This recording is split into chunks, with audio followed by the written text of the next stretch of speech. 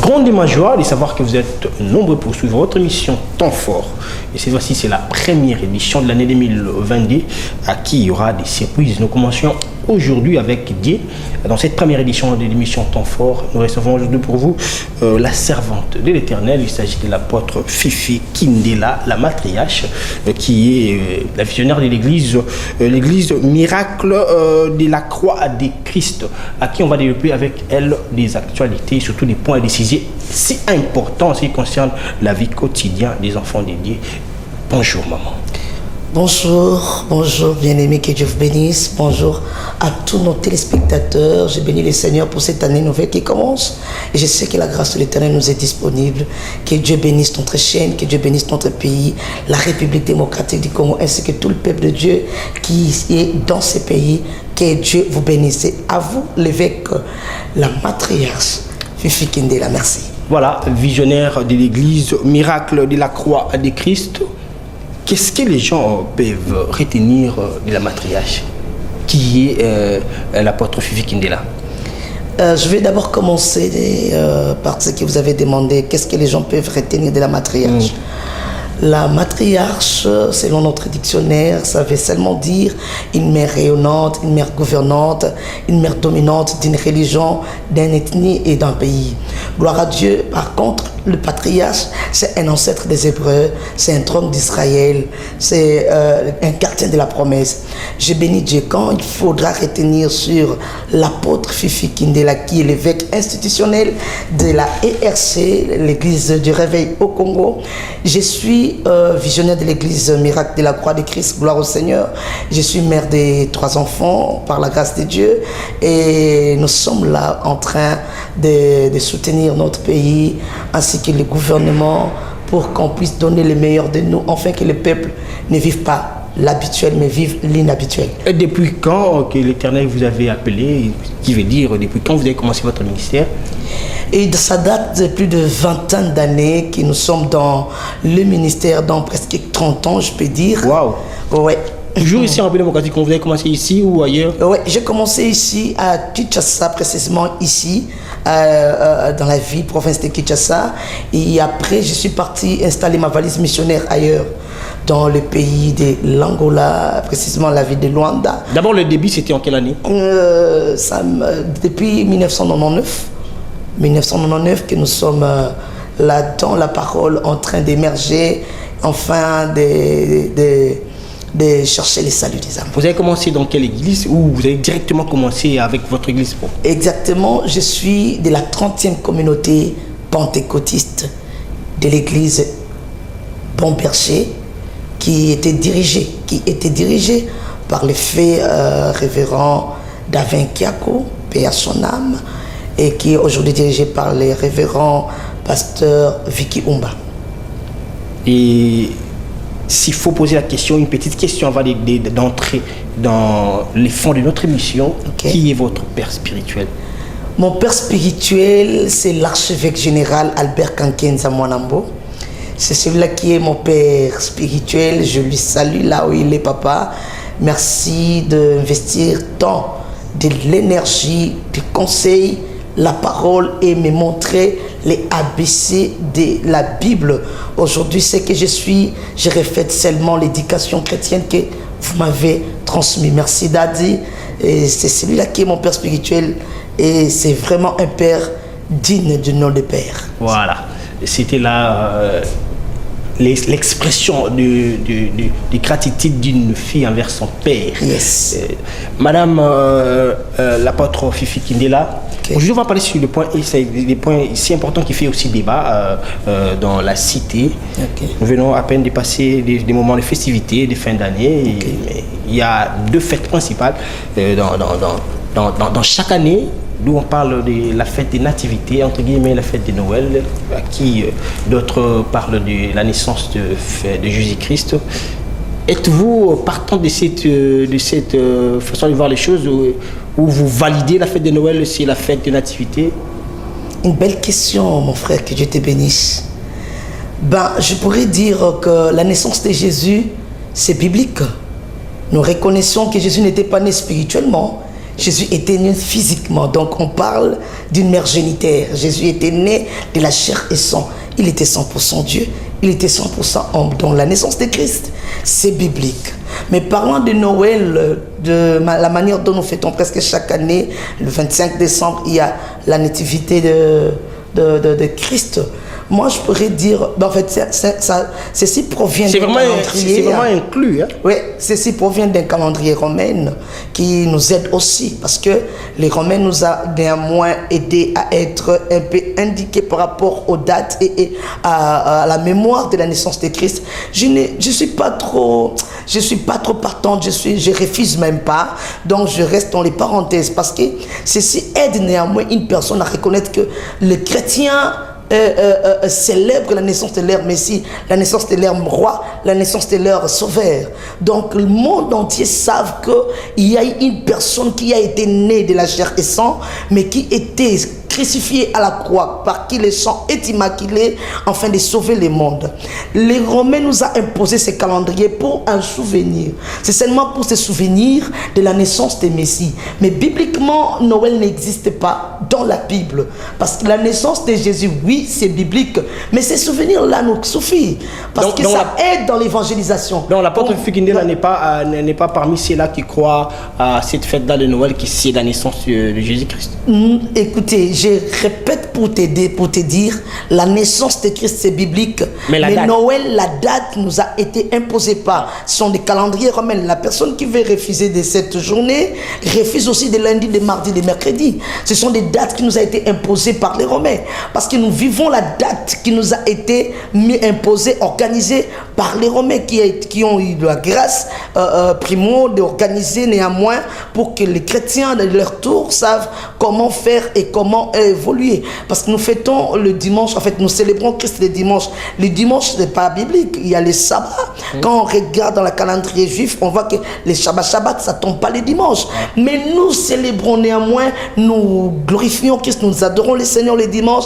Ceci nous aide seulement à reconnaître que parmi les 7 jours de la semaine, il y a une journée par laquelle Christ doit dominer comme un roi et rester Seigneur, dans l'adoration, dans la louange, dans l'offrande. Donc comme une journée c'est sabbat ou Shabbat.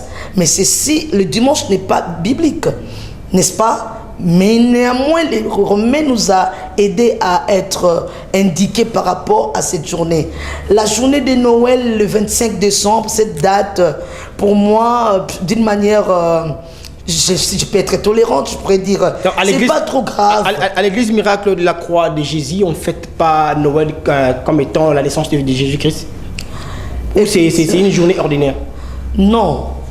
Quand il faudra aider nos enfants de l'écodime, voilà, à reconnaître que je peux être ce que je suis comme enfant, parce que aussi, il y a une personne qui était née enfant comme moi, et qui a donné sa vie pour que nous soyons sauvés. Je ne trouve pas les mal à ça. Sauf que dans mon église, célébrer Noël et dans Noël une journée sacrée là, ça c'est trop, c'est un peu lourd. C'est ce qu'il faut retenir dans ces points. Lourd, mais nous reconnaissons que Jésus-Christ a été né, Jésus-Christ est né, il y a une journée néanmoins pour célébrer. Donc ce qu'il faut retenir, c'est tous les jours qu'un chrétien célèbre la naissance de Christ. Parce que en lui recevant comme Seigneur et Sauveur, tu es né de nouveau, tu célèbres la naissance de Christ. Donc l'apôtre Fikindela n'est pas si catégorique ou radical sur ce débat-là de Noël, de naissance de Jésus ou pas. Non. Par contre, vous voyez ça assez une manière d'aider la mémoire des gens pour commémorer la naissance de Jésus. Exactement. Tout en confirmant que nous fêtons la naissance de Jésus chaque jour. C'est une très bonne initiative. Parlons de notre deuxième point, parce que on va beaucoup développer.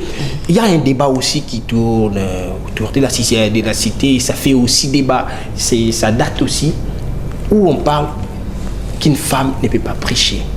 Et aujourd'hui, la matriarche conduit une grande église. Est-ce que c'est pas aller à la compte de la Bible parce que c'est biblique? Moi, j'ai des questions qui me poussent à me dévoiler. Vous savez, votre question incarne une divinité, incarne la prophétie, je peux dire. Merci beaucoup. Vous savez, j'ai lu la Bible de Genèse à l'Apocalypse. J'ai lu et j'ai relu la Bible de Genèse à l'Apocalypse. J'ai vu toutes les prophéties bibliques. Tout ce qui existe a été déjà prédit.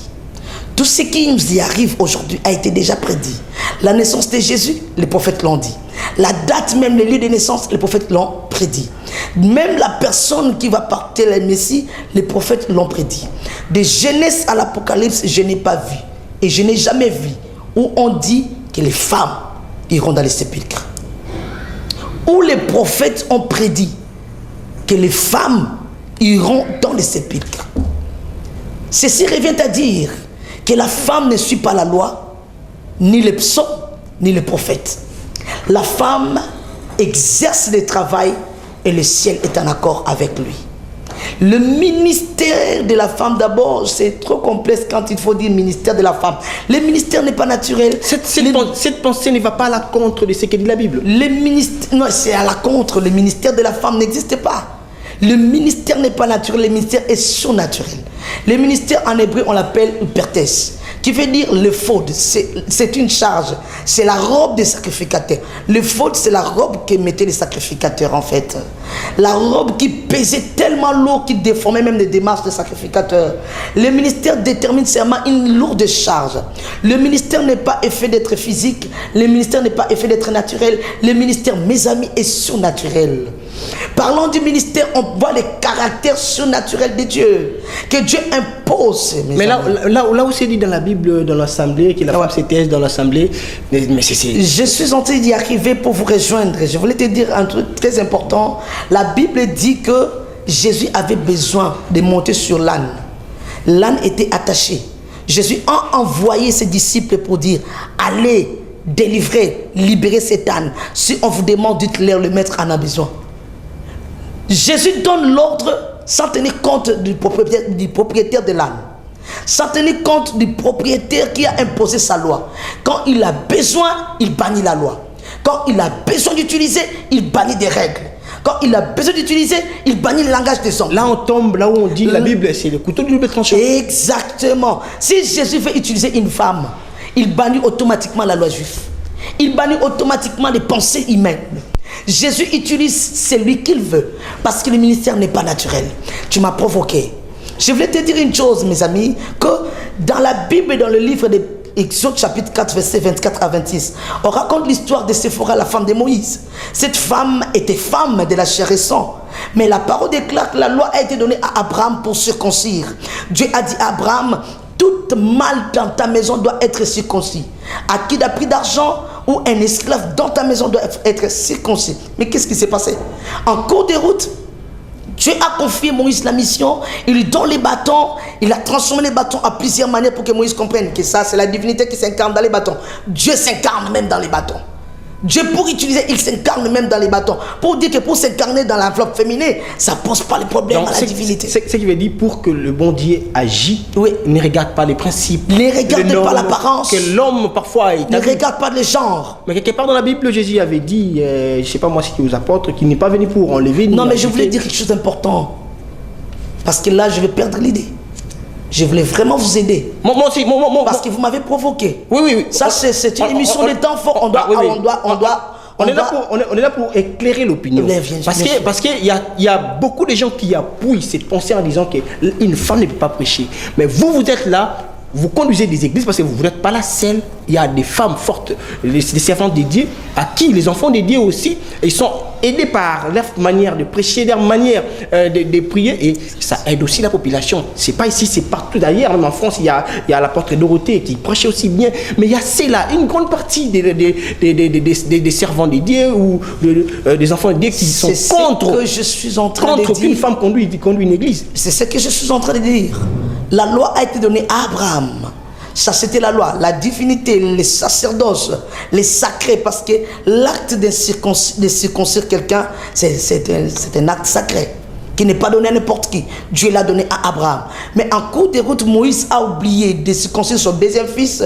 Le Seigneur se révèle. Il quitte le trône pour descendre en caractère humain, en caractère de l'image qu'on pourrait reconnaître que ça, c'est Dieu. Et Moïse était en train de dormir. C'est lui qui avait vu que ça, c'est Dieu qui descend pour tuer mon mari, pour tuer l'homme. C'était la femme. Comment la femme avait compris que c'était le visage de Dieu? Voilà. Et la femme s'est indiquée à prendre une pierre aiguë et couper, faire la circoncision qui a été seulement réservée aux hommes. La femme faire la circoncision qui était seulement réservée aux sacrificateurs.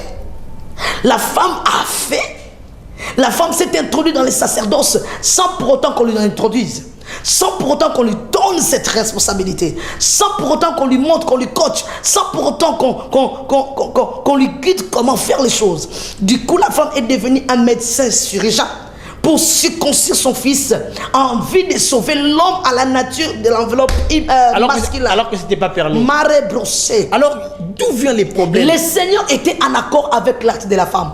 Le Seigneur a agréé l'acte. Voilà pourquoi je vous ai dit, de Genèse à l'Apocalypse, aucun prophète a prophétisé que les femmes iront dans les sépulcres. Voilà. Ça, c'était réservé. Les domaines que Dieu utilise la femme, c'est un domaine réservé. L'apôtre Fifi Kindela, parlons dans ces débats. Pour vous, qu'est-ce qui fait débat dans cette problématique qui montre aux gens qu'une femme ne peut pas prêcher? Qu'est-ce qui fait débat? C'est les fidèles, c'est les enseignants bibliques, ou il faut dire les pasteurs qui enseignent mal les brebis, ou c'est les enfants de Dieu qui comprennent aussi mal ce que dit l'évangile? Comprenez mal, c'est compliqué, mais chaque personne a sa doctrine.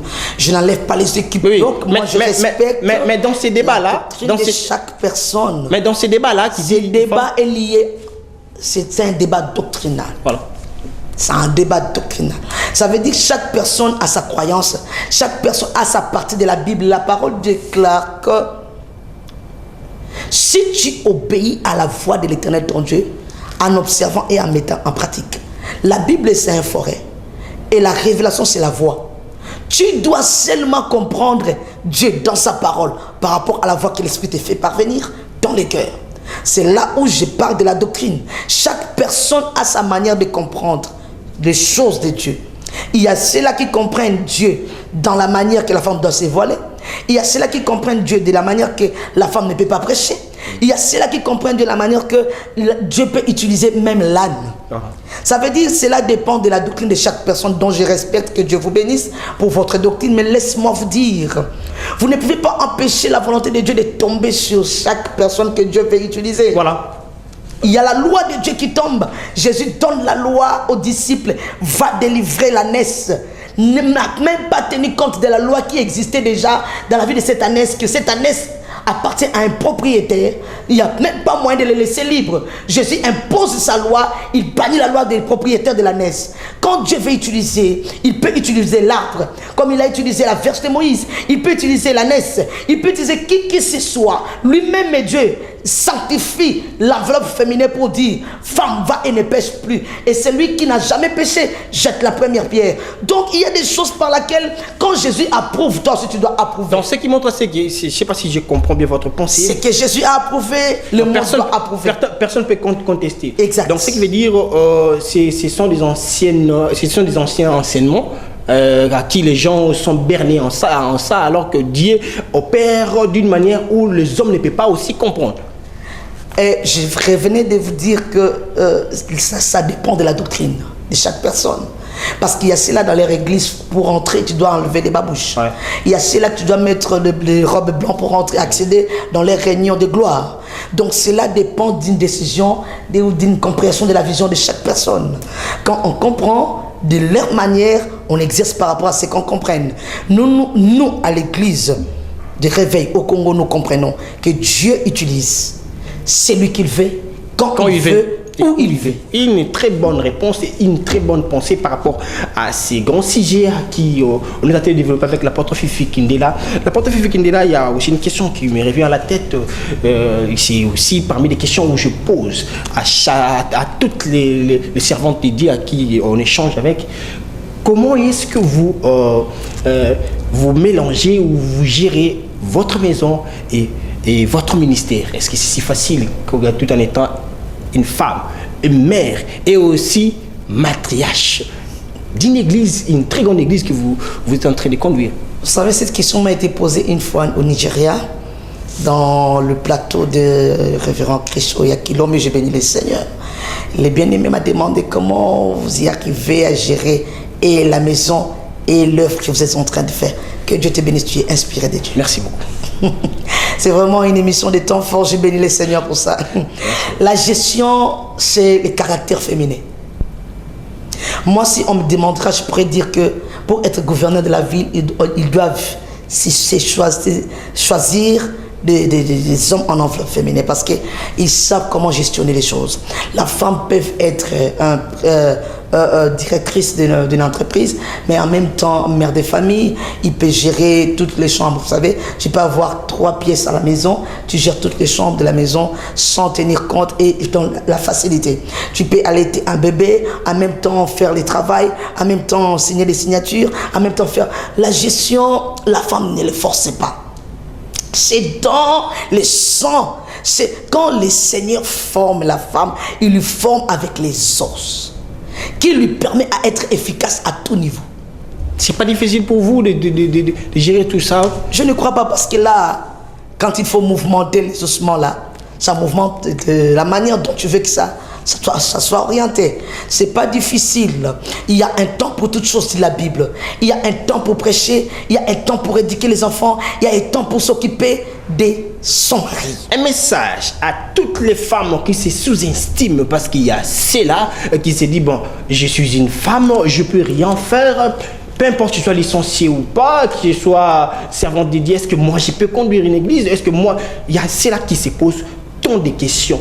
Et ces genres de questions les affaiblit de ne pas aller de l'avant. Que diriez-vous? J'ai béni Dieu, j'étais bénie, femme de Dieu, servante, femme de ministère, entrepreneur, femme de gouvernement. Que le Seigneur vous bénisse, toi qui entreprends quelque chose, toi qui fais quelque chose ainsi, tu cherches à être utile dans la société. Que Dieu te bénisse, je t'encourage. Vous savez, ce qui décourage la femme, ce sont des complexes, les dires des gens. Quand les gens commencent à critiquer ce que la femme fait, ceci brise même la motivation. Ça affaiblit, ça démoralise. Ça brise la motivation, ça démoralise du coup. Mais ce qu'il faut faire, étant en enveloppe féminin, tous les jours, la Bible déclare Dieu renouvelle sa bonté et sa grâce chaque matin. On peut t'injurier hier. Aujourd'hui, réveille-toi avec une nouvelle motivation, des ailes nouveaux. Regarde devant toi, tu as des champs à fouetter. Dieu ne t'a pas créé au hasard. Tu es utile dans la société. D'une manière ou d'une autre, tu as quelque chose à laisser l'impact pour les générations futures. Chaque personne doit comprendre la partie par laquelle le Seigneur lui a envoyé d'exercer, de faire, afin de laisser l'impact à la génération future. Femme, ne te sous-estime pas. Vas-y malgré tes faiblesses. Vas-y malgré tes limitations. Ce que tu sais faire, faites-les. Et faites-les bien pour laisser l'impact dans des générations futures. Le monde n'applaudit pas ce que l'enveloppe féminine fait 2 fois. Ah oui? Il ne faut même pas s'attendre d'applaudissements des hommes. Parce que ce que tu t'attends à ta mort, tu t'attends à être enterré. Attends-toi à ce que Dieu soit glorifié de ce que tu es en train de faire. Et le Seigneur imposera l'opinion aux hommes pour comprendre et croire à ce que tu es en train de faire. Sois encouragé, vas-y de l'avant, que Dieu vous bénisse. Je vous soutiens dans ma prière, que le Seigneur t'utilise jusqu'à ce que tu atteins le statut parfait et que tu accomplis l'œuvre du ministère par laquelle tu as été appelé. C'était là, que Dieu vous bénisse. C'était là le message de la servante de Dieu, l'apôtre Fifi Kindela. Toutes les femmes du monde, c'est pas seulement au Congo, c'est une manière pour elles de les motiver, de penser plus haut et de voir des choses dans notre dimension. L'apôtre Fifi Kindela, pensez-vous aussi un jour qu'une femme peut conduire l'église en termes de l'organisation des églises? Aujourd'hui, nous avons l'apôtre de Lokamba qui représente l'église des réveils. Et pensez-vous, mon président, oui, que je salue aussi. Pensez-vous aussi un jour une servante de l'Éternel peut briguer ce genre de fonctions? Mais pourquoi pas? Pourquoi pas? Parce que la Bible dit c'est Dieu qui donne à nous les vouloir et les faire. Parce qu'on ne sent pas la participation des femmes dans ces genres de structures. Vous laissez que les hommes alors qu'il y a des servantes. Oh non, au contraire. Le président, son éminence Dodo Kamba Israël, que je salue, bonne année à vous, mon président, mon chef. Si nous sommes là, nous sommes des évêques. La femme participe dans ces genres d'organisations. En tout cas, on ne les sent pas. Ben, je suis là à cause de ça. Vous m'avez reçu parce que je suis dans cette institution. Je suis de la ERC, l'église des réveils au Congo. On ne sentait pas avant peut-être, mais depuis mon père spirituel jusqu'à présent, la femme participe dans toutes les organisations des rassemblements des églises, par laquelle nous donnons le meilleur de nous pour que l'église du Congo soit dignifiée en même titre que toutes les églises de la République démocratique du Congo. Une très bonne réponse.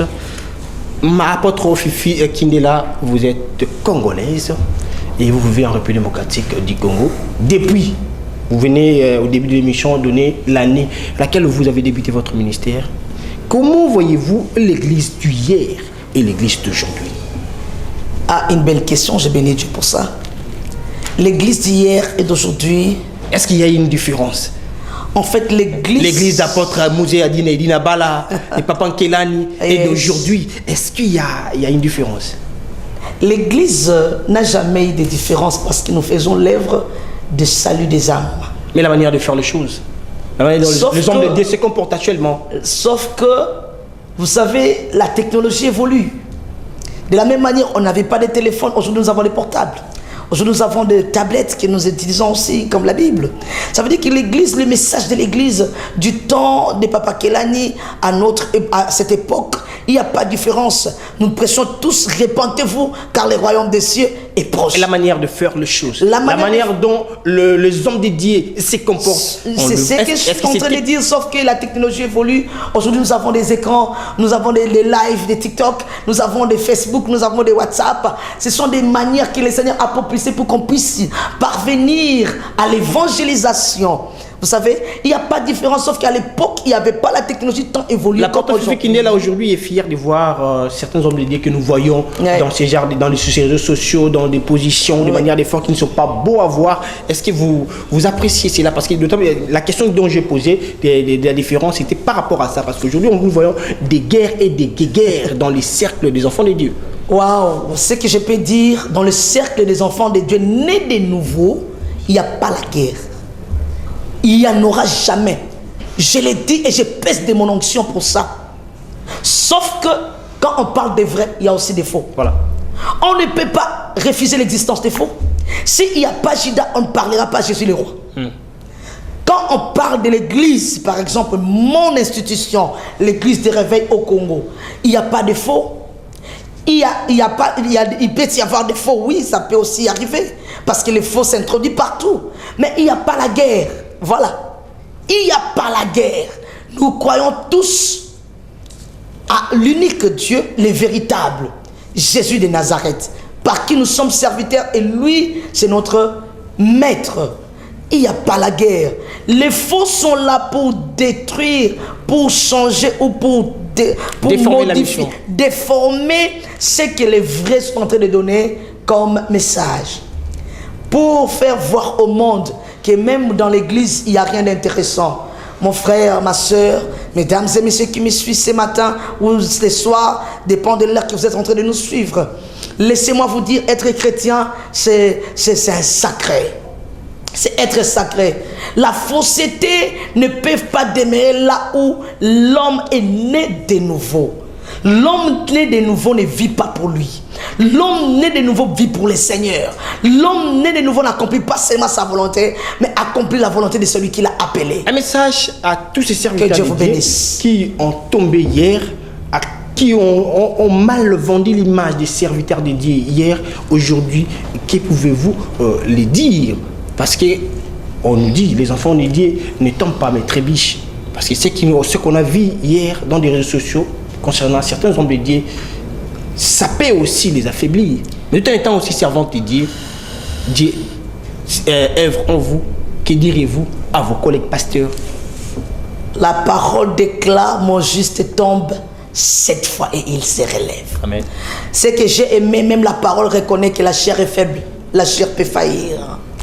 Dieu lui-même pour la rédemption, il avait vu, il a lui-même, la Bible déclare que Dieu avait déjà offert l'agneau, il a sacrifié l'agneau avant la création du monde et l'homme dans le jardin d'Éden a succombé, il a mangé les fruits. Dieu avait déjà réservé l'agneau avant la création. Dieu savait qu'étant chair, étant l'homme de la chair et sang, peut y avoir de faiblesse, mais l'agneau est là pour lui donner la force de se relever, de poursuivre les chemins. Dieu n'a pas abandonné l'homme. Dieu a récupéré l'homme, bien qu'en dehors du jardin, il a récupéré l'homme parce qu'il a été créé pour la gloire et pour lui glorifier. Voilà. nous voici vraiment à la fin parce que la télé c'est le temps, nous avons beaucoup à développer. Quand vous répondez à mes questions, je me sens aussi inspiré de vous poser encore beaucoup de questions. Heureusement, la télé c'est vraiment le temps. Un message au peuple aidé qui nous ont suivis aujourd'hui à travers cette émission. Et nous avons un pays qui a aussi des accrochages politiquement et consorts. Et en tant que servante dédiée, un message de paix et surtout à la population, nos frères, sœurs, nos enfants qui sont à l'est du pays, qui vivent des théâtres qui ne sont pas beaux à voir, il y a de cela plus de 20 ans, en tant que servante dédiée, et qui dirait l'apôtre Fifi Kindela à ces peuples de Dieu. Je vais commencer à compatir avec les enfants qui sont dans l'Est et toutes ces femmes qui sont victimes de viols à l'Est. Laisse que le Seigneur, le Dieu par qui je suis serviteur, étende sa main et qu'il puisse donner le meilleur. Le reste de votre vie, que vous ne puissiez pas vivre les mal ou les maux que vous avez vécus. Que Dieu console vos cœurs, que le Seigneur étende sa main pour que la paix revienne à l'Est. Au nom de Jésus-Christ. Un message pour le pays, nous parlons de nouveaux revêtements 2022. Notre pays, les gouvernements, les membres du gouvernement, l'armée, tous les contrées, la société du pays, l'église a besoin de nouveaux revêtements. Un nouveau revêtement, ça veut dire des renforts capables qui peut t'aider à progresser malgré que tu avais échoué hier. Faire ce que tu n'as pas pu faire hier. Faire le mieux que tu n'as pas pu faire hier. Le manteau que Dieu peut donner à David lors de sa présence devant Goliath n'est pas le même manteau qu'il avait quand il était devant l'ours et devant les lions. Ça veut dire chaque année Dieu donne le pouvoir, la force, la capacité renouvelée pour que chaque personne puisse accomplir sa mission. Amen. Le Congo, je déclare la paix pour ces pays. Ces pays a droit de vivre le meilleur parce que il y a des anges, des envoyés de Dieu, des élus que Dieu a plantés dans ces pays. La Bible déclare, si mon peuple sur qui s'humilie prie, il cherche ma face, je l'exaucerai des cieux. À cause de la prière des saints dans ces pays, laisse que Dieu puisse donner l'exaucement sur cette terre congolaise. Je déclare, tous ceux-là qui sont en train de minimiser Congolais aujourd'hui, moi je dis comme l'un des évêques dans ces pays, que le Congo va relever de grands défis dans ces pays et ailleurs. Les gens témoigneront qu'un Congolais, c'est une personne digne et de respect et de l'honneur au nom de Jésus-Christ. Congolais, soyons unis, bannissons l'indifférence, restons un, bien que le monde ne veille pas, mais nous croyons en Jésus-Christ, nous sommes un. La parole déclare dans l'unité que l'Israël ont vécu les Amalécites. Moi, je crois à l'unité dans l'armée congolaise, je crois à l'unité dans les gouvernements, je crois à l'unité dans l'église, corps de Christ. Que le Seigneur, le Dieu de la République démocratique du Congo, le Dieu de l'église de réveil au Congo puisse vous bénir et que Dieu puisse faire du bien dans notre pays sur cette année 2022. Que Dieu vous bénisse. Merci beaucoup. C'était là l'apôtre Fifi Kindela, matriarche visionnaire de l'église au miracle du croix de Christ, à qui on a eu à la croix de Christ. La croix de Christ, allais-je dire, merci pour la correction, à qui on a eu à échanger avec elle sur des points très essentiels, très importants pour les enfants dédiés. C'était pour moi un grand plaisir. Merci à vous, maman. Merci à vous aussi. Il est temps de nous suivre sur cette émission Temps Fort et nous pensons que ce n'est pas la toute dernière fois d'être ici. Toujours grâce. Parce que vous avez des inspirations et on a des sujets qu'on doit développer avec vous. Merci beaucoup à vous. Cette émission était cadrée par Gianni Menga et Jonathan Koyabia Zegbe qui était derrière la caméra pour nous prendre des belles images à qui vous nous observez dans les maisons. Cette émission a été réalisée par Guilhem Mayamba et nous avons eu aussi l'assistance de Sarah Kindela qui est notre conseillère de la direction CBS. Merci à vous, maman. Je profite aussi de vous dire merci. Merci à la direction et à notre chaîne. Que Dieu puisse bénir encore davantage notre chaîne et que Dieu puisse fleurir de bénédictions, de grâces pour notre chaîne. Que le Seigneur vous bénisse, mon frère. Vous avez été à la hauteur, vos questions m'ont boosté. Merci. Que le Seigneur pense à vous, que Dieu vous bénisse. Merci beaucoup. Merci à Gradili Sassi. Merci à Médine. Restez branchés sur notre chaîne CBS Télévision. Nous sommes là pour vous informer. Prenez soin de vous car chaque jour est une vie. Au revoir.